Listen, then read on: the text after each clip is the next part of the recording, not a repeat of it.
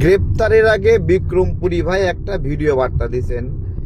সেইখানে উনি বলেছেন যে কিভাবে জামাত শিবির কওমিদেরকে ফাঁদে ফেলেছে প্রথম আলো, ডেইলি স্টার, ছায়ানট, উদীচী ভাঙ্গার ক্ষেত্রে।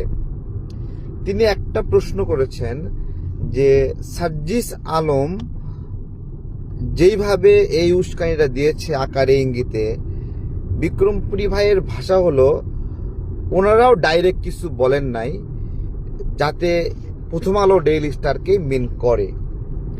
তো ডাইরেক্ট বলেছে শিবির নেতারা, দেখেছেন যে ডাইরেক্ট বলতেছে যে উদীচী ভেঙে দাও, ছায়ানট ভেঙে দাও, প্রথম আলো, ডেইলি স্টার ভেঙে দাও।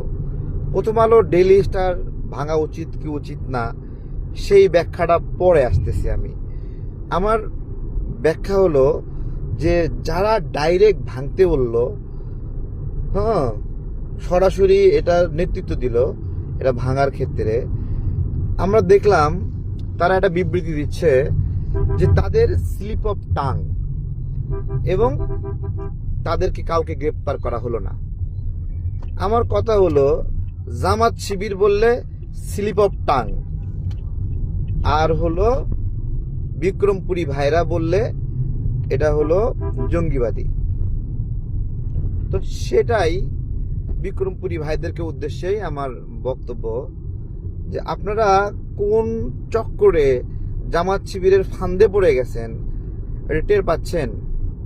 বিষয়টা এরকম হয়েছে যে আপনাদেরকে ব্যাপকভাবে গ্রেপ্তার করতেছে, এবং যেই শিবির প্রকাশ্যে এটা ভাঙ্গার ঘোষণা দিল তাদেরকে কোনো গ্রেপ্তার, একটা ব্যক্তিকেও গ্রেপ্তার করা হয়নি। তো এটা একটা বিষয় যে চরমোনাই হুজুর বলছিল যে এই জামাত কিভাবে চক্রান্ত করে, এবং এটা একটা চক্রান্ত যে আমাদের কওমি ঘরানার মানুষগুলোকে একটা ফাঁদে ফেলা। এবং এই ফাঁদে ফেলার বিষয়ে আজকে বলতেছি, এইখানে আমাদের কওমি ভাইরা আপনার হলো ইলিয়াস পিনাকি, বিশেষত পিনাকির কথায় মোটিভেটেড হয়ে এই যে একটা ঘটনা ঘটালেন, তো আপনারা মুসলিম ইসলামিক মূল্যবোধকে চরমভাবে লালন করেন, এটা আমরা বিশ্বাস করি, এবং ইসলামিক মৌলিক চিন্তাগুলোকে আপনারা অনেক নিবিড়ভাবে চিন্তা ভাবনা করে এর নিগূঢ়তা নিয়ে কাজ করেন। তো আমার প্রশ্ন হলো, যারা এই নিবিড়ভাবে পর্যবেক্ষণ করে নিগূঢ় তত্ত্ব নিয়ে আলোচনা করেন, তারা পিনাকির কথায় মোটিভেটেড হয়ে এভাবে চলবে? আমি একটা কথা বলছি যে যদি এটা হয় ইসলামিক পুনর্জাগরণের আপনাদের লড়াই, তাহলে ইসলামিক পুনর্জাগরণের লড়াই আমাদের বিভিন্ন তত্ত্ব আছে, ডেমোক্রেসি সহ বিভিন্ন রকমের আছে, সেই জায়গায় হলে হিন্দু মুসলিম এগুলো আমরা ভাগ করি না, সকল ধর্মের মানুষ এক জায়গায়, ঠিক আছে? তো আমার প্রশ্ন হলো যে মুসলিম নবজাগরণ বা ইসলামিক জাগরণ, ইসলামিক নিগূঢ় তত্ত্ব নিয়ে যখন আপনারা লড়াই করবেন, সেই লড়াইয়ে মানে আমাদের কওমি হুজুররা পিনাকির কথায় মোটিভেটেড হবে যে একজন হিন্দু ধর্মাবলম্বী, অথবা সে পুরোপুরি হিন্দু ধর্মাবলম্বীরা, আমার মনে হয় হিন্দুরা মানবে না যে পিনাকি একজন হিন্দু। আবার সে নিজেও বলেছে সে মুসলমান না, তাকে অনেকেই বলেছিল যে আপনি কেন ইসলাম গ্রহণ করেন না। উনি সেই জায়গাতে নোংরা ভাবে মা বাপ তুলে গালি দিয়েছিলেন যে ওনাকে কেন ইসলাম ধর্ম গ্রহণের কথা বলছে, তার মানে উনি মুসলিমও না। আমাদের এই সোসাইটিতে এমন কিছু নাস্তিক আছে যে নাস্তিকরা না হিন্দু না মুসলমান না, এরা বেসিক্যালি ওই যে মানে ওই শকুনের মতো। শকুন, একটা গল্প শুনলাম না আমরা, একজন ইনফ্লুয়েন্সার ভাই একটা বক্তব্য দিলেন, বাচ্চা শকুনের ইচ্ছা হয়েছে মানুষের গোস্ত খাবে। সেই বাচ্চা শকুন মায়ের কাছে বলেছে, মা একদিন তাকে গরুর গোস্ত এনে দিলেন, বাচ্চা শকুর বললো এটা তো গরুর গোস্ত। এরপরে মা শকুন একদিন শুকুরের মাংস এনে দিল, বললো যে এটা শুকুরের গোস্ত, তুমি আমাকে মানুষের গোস্ত খাওয়াও। তখন বাচ্চা শকুনের আবদার শুনে মা শকুন কি করলো, এক টুকরো গরুর গোস্ত মন্দিরে ফেললো, আর এক টুকরো শুকুরের গোস্ত মসজিদে ফেললো। তারপরে মন্দিরওয়ালা মসজিদওয়ালা মারামারি লাগিয়ে দিল। এরপরে বাচ্চা শকুন আর মা শকুন সেই মানুষের গোস্ত খালো। তো এইটা এই দেশের মানুষ মনে করতেছে এই বাচ্চা শকুন ইলিয়াস এবং পিনাকি, যারা এরকম হিন্দু মুসলিম দঙ্গা লাগায়, এটা শুনতে ভাল লাগে যে হিন্দুদের বিরুদ্ধে লড়াই, হিন্দুত্ববাদের বিরুদ্ধে লড়াই। আপনাদের একটা কথা বলি, মৌল শব্দ থেকে মৌলভী যদি হয়, আর মৌলভী থেকে যদি মৌলবাদী হয়, মৌলিক ইসলামের চিন্তাধারা করে তাদেরকে যদি মৌলবাদী হয়, তাহলে আমি মনে করি মৌলবাদী যে এরকম একটা শব্দ, হিন্দুত্ববাদীও ওই রকম একটা শব্দ। অর্থাৎ ইসলামের ক্ষেত্রে তারা বলছে মৌলবাদী, হিন্দুর ক্ষেত্রে বলতেছে হিন্দুত্ববাদী। মৌলবাদী শব্দটা দিয়ে বকা দিলে, গালি দিলে মুসলমানদের যেরকম আঘাত লাগে, হিন্দুত্ববাদী শব্দ দিয়ে গালি দিলে হিন্দুদের মনে আঘাত লাগে। তো আমার প্রশ্ন হলো, আমাদের আলেমরা, আমাদের কওমি মাদ্রাসা হুজুররা পিনাকিকে এইভাবে ওস্তাদ মানা শুরু করছে, তো যেটা ধর্মের রক্ষা কবচ, নিরাপত্তার জায়গাটা আজকে বিঘ্নিত হচ্ছে বলে আমার মনে করি। আমরা কওমি হুজুরদেরকে ইসলামের ধারক বাহক অনেকাংশে মনে করি, বা অধিকাংশ মানুষ মনে করে।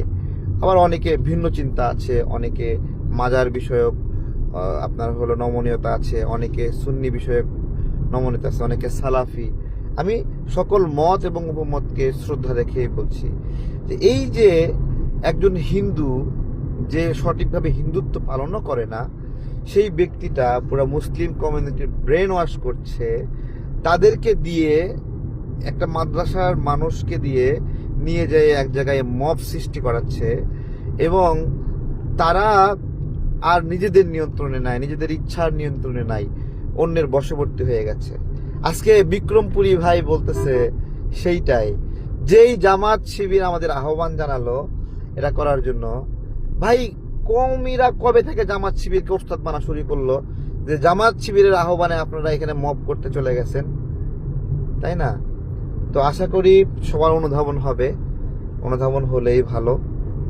কারণ আমাদের কওমি হুজুররা বা তাবলিগ অথবা আহলে সুন্নাহ অথবা সুন্নি যারা এই যে ধর্ম নিয়ে যে গোষ্ঠীগুলো কাজ করে, তারা মনে করে যে একজন মানুষ আওয়ামী লীগ হলেও সে তাবলিগ করতে পারবে, অথবা সে কওমি মাদ্রাসার মানে হলো শিক্ষা নিতে পারবে, একজন মানুষ বিএনপি হলেও পারবে।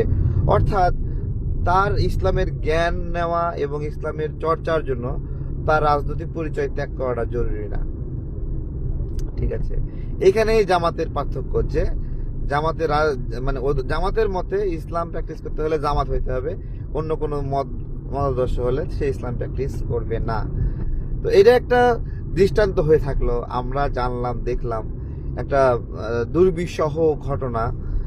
এইটা পুরো বিশ্বের পরিমণ্ডলে আমাদের হুজুররা যেইভাবে পজিটিভলি মানে ইসলাম ফোবিয়াকে দূর করে ধীরে ধীরে একটা পজিটিভ মানে ডিগনিটি অর্জন করছিল, এই অগ্নিকাণ্ড, এই ভায়োলেন্সে বিক্রমপুরী ভাইদেরকে যেভাবে জামাত মিসগাইড করেছে, পিনাকি ইলিয়াস মিসগাইড করেছে, এবং সারা ওয়ার্ল্ড ওয়াইড এটা প্রচার হয়েছে, একবারে বিশ্বের বাঘা বাঘা পত্রিকাগুলো প্রচার হয়েছে। ঠিক আছে, এইটা একটা কতটুকু ক্ষতি করেছে যে এরা বুঝতে পারবো না, মানে বলে বোঝানো যাবে না। তো আমার ভাইদের উদ্দেশ্যে আমাদের অনেক বেশি চাহিদা না, আমার কথা হলো যে আমরা আপনাদের কথাই চলতে চাই, আমাদের আলেমদের কথাই চলতে চাই, আমাদের কওমি হুজুরদের গাইডলাইন মেনে চলতে চাই।